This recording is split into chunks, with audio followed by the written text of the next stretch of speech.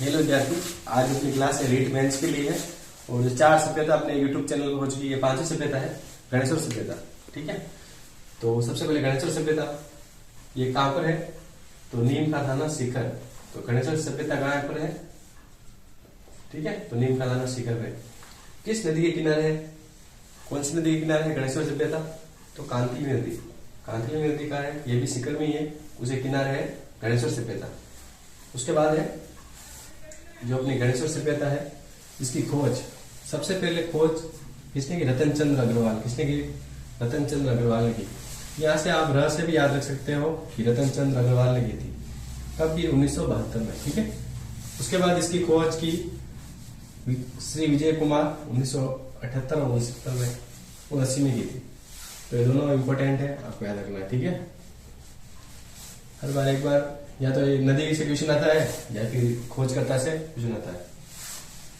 उसके बाद 2800 ईसा पूर्व तांबे के उपकरण यहाँ से मिले हैं। इसी कारण इस नदी ये सभ्यता को कहते हैं ताम्र सभ्यता की जननी। क्या कहते हैं?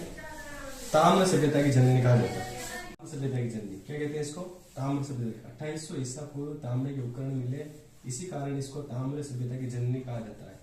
ठीक है, उसके बाद यह सभ्यता है, यह संस्कृति, यह सभ्यता और संस्कृति यह पूर्वी राजस्थान के और गंगा घाटी क्षेत्र में फलित हुई है। मतलब इसका क्षेत्र है, ये पूर्वी राजस्थान गंगा घाटी क्षेत्र में भी फलित हुई है। ठीक है, ये क्षेत्र याद रखना। कहाँ से क्षेत्र है? गंगा घाटी और पूर्वी राजस्थान। उसके बाद है 2 प्रकार की मिट्टी मिली है। कितने प्रकार की मिट्टी मिली यहाँ से? गणेश्वर सभ्यता में 2 प्रकार की मिट्टी मिली है। एक तो है हड़प्पा पूर्व, हड़प्पा से भी पूर्व की मिट्टी है। वहां क्या मिला हुआ है? हल्के लाल रंग के बर्तन मिले। ठीक है, और एक मिली लाल चिकनी मिट्टी। ठीक है, और यहाँ से जो बर्तन मिले हैं, मर्तबान है, कलश है, ढक्कन है, हंडी है, यहाँ से मिला है। ठीक है, मर्तबान को आपको याद रखना है। उसके बाद यहाँ से 2006 में तांबे की वस्तु भी मिली है खोज में।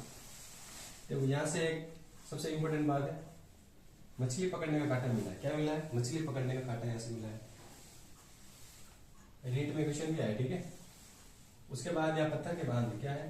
पत्थर के बांध बनाए हुए ऐसी खोज हुई है। उसके बाद मकान पत्थर के बनाए जाते हैं, तो पत्थर के बांध है। उसके बाद मकान पत्थर के बनाए जाते हैं। मकान पत्थर के थे, लेकिन यहाँ ईंटों का प्रयोग नहीं हुआ। किसका प्रयोग नहीं हुआ? ईंटों का प्रयोग नहीं हुआ। और यहाँ फसल थी गेहूं और जौ। ठीक है, उसके बाद आपको याद रखना है पशु। यहाँ से पशु कौन कौन से पशु मिले? तो एक तो नीलगाय, सुअर, हिरण, भेड़, बकरी और मुर्गी।